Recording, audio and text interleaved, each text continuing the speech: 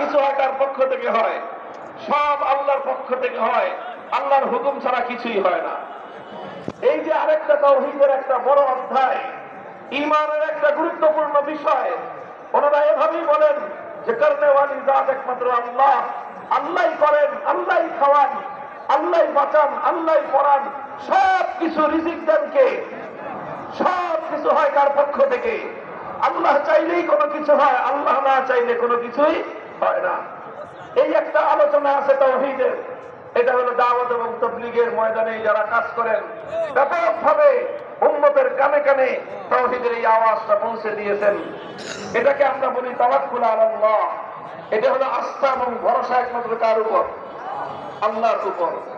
আমি আপনাদেরকে তাওহীদের আরেকটা দিক, আরেকটা বিষয় আমি আপনাদের দৃষ্টি আকর্ষণ করব খুব সংক্ষিপ্ত ভাবে।